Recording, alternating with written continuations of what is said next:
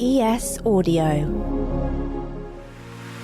Hi, I'm Rochelle Travers, and this is the Evening Standard's Tech and Science Daily. Coming up, backlash following the euthanisation of Freya the walrus in Norway. But first, looks like there might be some hope for Dogecoin and Shiba Inu users. So I think there are two things going on at the same time here. On the one hand, Dogecoin is up about 14% over the past 5 days, and Shiba Inu is up 40%. But on the other hand, mainstream cryptocurrencies like Bitcoin and Ethereum have stayed relatively flat. That's Simon Hunt, the Evening Standard's tech reporter. And that discrepancy suggests retail investors are starting to pile back into cryptocurrencies because institutional investors won't touch things like Dogecoin, as they're essentially seen as a joke. Some analysts are saying this could be the return of risk-on behaviour to the crypto market. Researchers have successfully altered the blood type of donor kidneys in what's being described as a game-changing discovery for transplant patients. The team from the University of Cambridge used a normothermic perfusion machine, a device which connects with a human kidney to pass oxygenated blood through the organ to better preserve it for future use, to flush blood infused with an enzyme through the deceased donor kidney. The enzyme removed the type markers that line the blood vessels of the kidney, which led to the organ being converted to the universal O type, which can be used to treat anyone. The development could increase the supply of kidneys available for transplant, particularly within ethnic minority groups who are less likely to find a match. There's been a huge public outcry, and from experts too, following the euthanisation of a walrus in Oslo who was nicknamed Freya.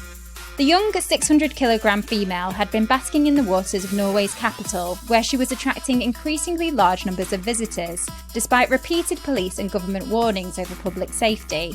Dutch scientists have spoken out against the decision, saying that there were more options available to Norwegian officials. Freya had previously spent time in the Netherlands back in October.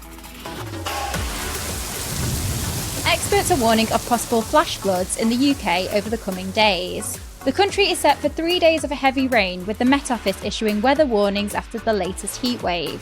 There are fears that after such an intense dry spell, this could lead to flash flooding and fail to help ease drought conditions. However, it could reduce the threat of wildfires, which have put huge pressures on fire services in recent weeks.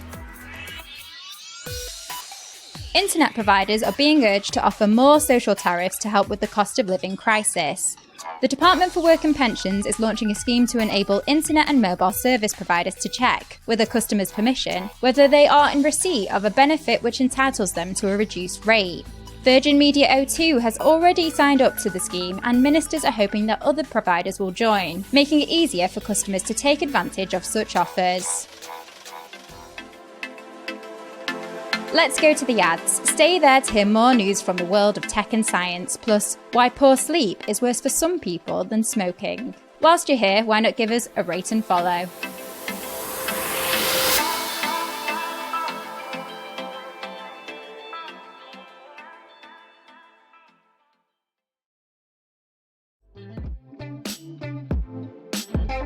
Welcome back. World leaders are set to meet in New York later today to try and pass a treaty to protect oceans. The UN High Seas Treaty has been through 10 years of negotiation but has yet to be signed. If agreed, it would put 30% of the world's oceans into conservation areas by 2030. Campaigners hope it will protect marine life from overfishing and other human activities. A study has found that poor or disrupted sleep may have a greater effect than smoking history in individuals with progressive lung disease. Researchers from the University of California, San Francisco found that insufficient sleep can increase a COPD patient's chance of a flare-up by up to 95%. These flare-ups, which manifest with increased breathlessness and coughing, may eventually result in irreparable lung damage, hasten the course of the disease, and increase mortality.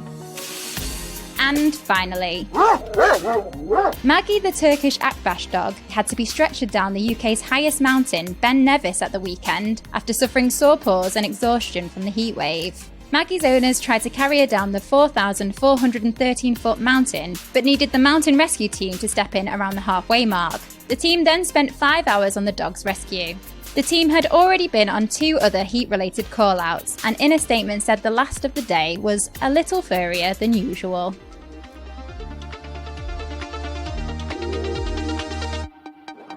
You're up to date. Come back at 4 p.m. for the Leader podcast from the Evening Standard here in London. We'll be back tomorrow at 1 p.m. See you then.